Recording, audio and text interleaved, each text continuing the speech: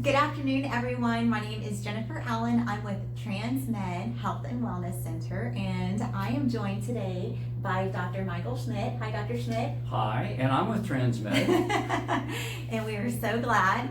And I'm so excited. I was really looking forward to speaking with you today because I just think that the work that you do is absolutely fascinating. So It is absolutely fascinating, and that is not a very good description. It's amazing. it's amazing. Absolutely. Okay, well, tell us a little bit about what you do at TransMed Health and Wellness Center.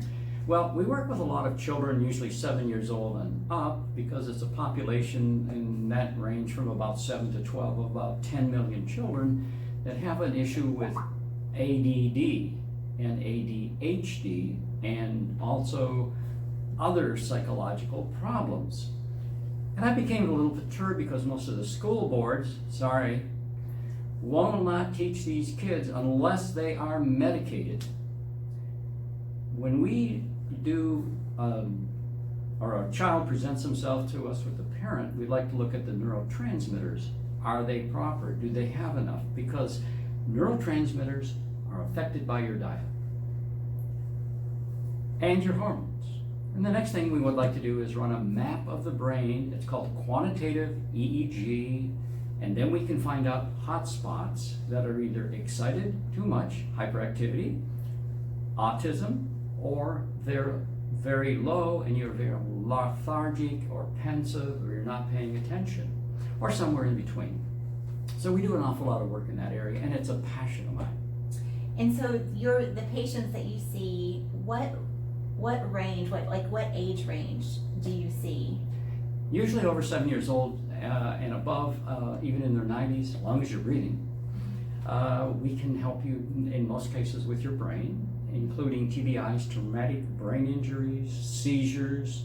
TransMed, we got a great medical department, great backup, people with a heart as big as Texas. Yes, I can attest to that for sure. Well, very good. And so what would you say, if someone was wondering, okay, should I see Dr. Schmidt? Who would be a good candidate, would you say? How would they know, yes, I need to make an appointment with you? Okay, so you find, let's say you have a child around 12 years old, and the indication usually starts at school, or oppositional behavior. Now, why are they oppositional? There could be a lot of reasons. Sometimes they're 12, 13, they're going through their rite of passage to become an adult. But other times it could be a stress building up inside the child because they're being picked on at school. An example. Johnny, why can't you understand what we're teaching you here? You're just not paying attention. The child feels there's something wrong with him. He is or she is broken. That's not true. That's a part of the environment. We need to look at that. Also, some homes, unfortunately, have a toxic environment. There can be arguing. There can be yelling, especially since we've had this alleged pandemic with COVID-19. There is a higher rate of interaction family in a negative way, more alcohol consumption, more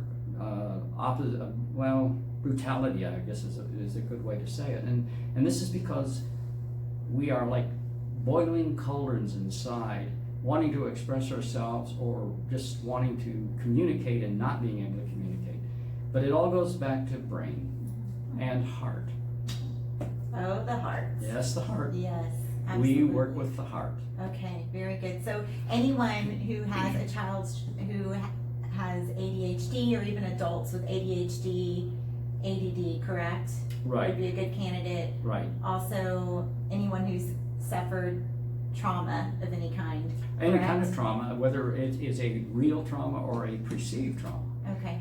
Because that child or that adult is a truism. Okay.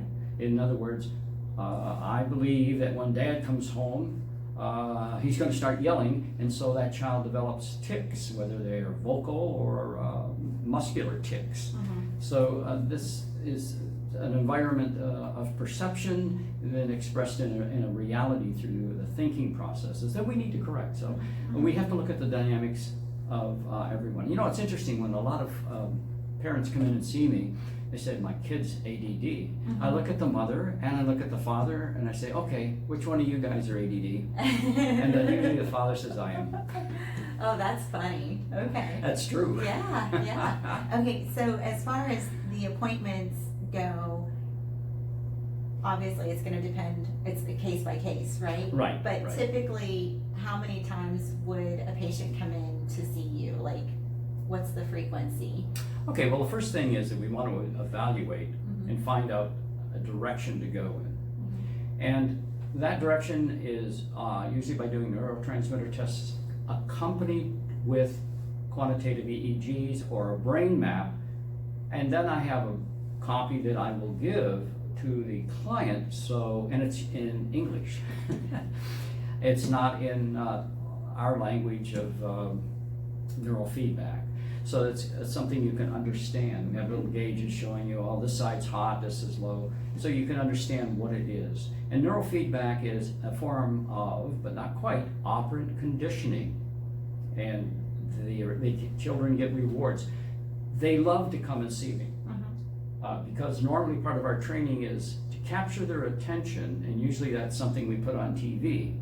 And if they're watching the TV screen and mind starts wandering, the sound goes off and the picture goes blank. Their mind is controlling that.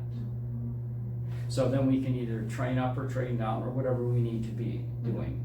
But we have these multiple frequencies, and I can just say they all need to get along. Yeah, right. Okay, so but the treatment itself, it can vary. Oh, yes. Right. Normally we're going to treat 20 times. Okay. Okay? Awesome. Depending on the severity. Now, if you came back from Iraq or overseas and you've seen arms and bodies flying all over and you have post-traumatic stress, you're going to be into the 35 treatment candidate. We see people once a week. We'd like to see them twice a week. Okay, awesome. Yes, so thank you so much. You're welcome. We're only just scratching the surface, aren't we? Yes. Like, it's more in depth. Yes, because a lot of times, not too far into the past, 10, 15 years ago, it was thought of that once the brain has an issue, it cannot be resolved because it's hardwired in. No, it's not. Your brain is plastic. It can change. It's like plastic. It can be molded and nurtured. Those times of post-traumatic stress can be eradicated or at least contaminated so that you can handle situations. We do so much work with today's population with stress, anxiety, not being able to sleep at night, being so frustrated I can't think, my memory went bad. Amazing. We enjoy this work. Awesome. Well, thank you so much for allowing me to just have this conversation with you, and thank you for sharing. And you guys, please give us a call today. Schedule an appointment with Dr. Schmidt. We are so glad that you are on board. And he is right. The people at TransMed Health and Wellness Center, Fantastic. and we have a heart for you, and we really are. It's your one-stop shop. So give us a call today. Thank you. Thank you, Dr. Schmidt. Bye-bye.